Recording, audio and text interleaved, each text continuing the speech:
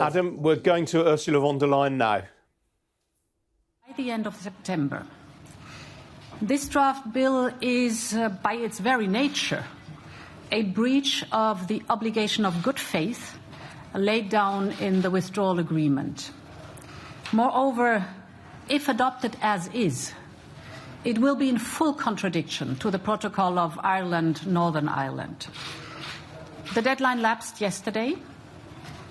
The problematic provisions have not been removed. Therefore, this morning, the Commission has decided to send a letter of formal notice to the UK government. This is the first step in an infringement procedure. The letter invites the UK government to send its observations within a month. And besides this, the Commission will continue to work hard towards a full and timely implementation of the withdrawal agreement. We stand by our commitments. Thank you.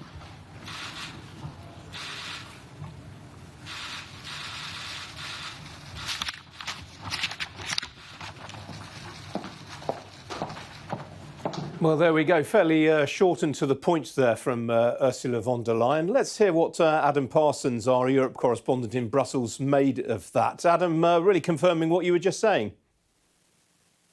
Yeah, exactly. It is those good faith articles that the UK government is now accused of breaching. As you said, short, sweet and to the point. I understand that all of the commissioners, a so-called College of Commissioners representing the EU members, supported this action, which I do think one thing that this will play out in Brexit negotiations, Ian, is that there is unanimity at the moment among EU members behind Michel Barnier, behind Ursula von der Leyen in terms of Brexit talks. They've been at pains to show that, and this is another demonstration of that unanimous support for this legal action.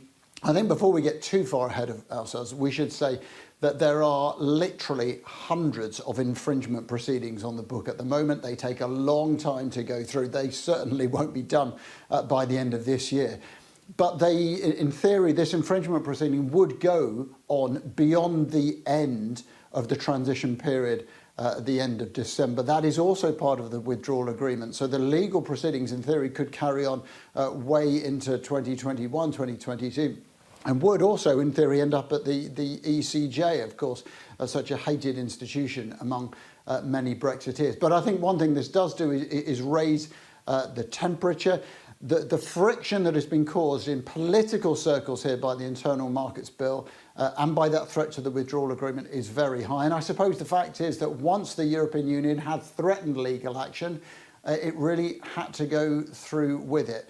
Whether this will affect, speed up or slow down Brexit negotiations remains to be seen, because literally across the road from where Ursula von der Leyen was just speaking, Michel Barnier and David Frost, Lord Frost, are continuing Brexit talks today.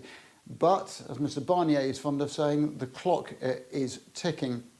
By common consent, a deal really has to be agreed by the end of this month, by the end of October, if it is to have much hope of getting passed by all of European governments, European Parliament and indeed the British government by the end of this year. All right, Adam, thanks for that. Well, let's get some more reaction now from Westminster, speaking to our political correspondent, Rob Powell. Rob, what looked like quite a wheeze from Number 10's advisers to try and turn up the gas on the negotiators looks to have backfired rather. Well, I'm not sure, Ian, whether the government will be too bothered or too concerned about what has just been announced. We're waiting for an official line from the government, but I'm being pointed towards one of those stats that Adam just talked about the number of infringement cases that the EU currently has open. 800 in total, I'm told, with about 30 against each member state. So I think the reaction you will get maybe behind the scenes, if not on the record, from the UK side and from the negotiating team, will be to try and paint this as really the EU just following through on what they said, but also as not unusual for the EU either. I think there was always a degree in terms of this internal market bill of this playing into the trade negotiations. Boris Johnson said, even in a newspaper article, that actually not voting for the internal market bill would make it harder to get a good trade deal. So I think we can't remove what was going on with that from the context of trying to get that future relationship. And I think this action from the EU, this infringement proceedings from the EU, will probably be viewed by those in Westminster as part of the sort of rough and tumble tit for tat of the trade negotiations. And don't forget, as Adam was saying, these proceedings can take a very long time to come to fruition and to get a definite result. And it may well be that we have reached a point where a deal is done or a deal is not done before we actually find out any eventual result of these proceedings. So at the moment, I think it will probably be shrugged off here in Westminster, albeit expect to see the opposition, expect to see Labour, the Lib Dems, the SNP seize on this as evidence of the UK government acting beyond international law and acting as they see it in an irresponsible way.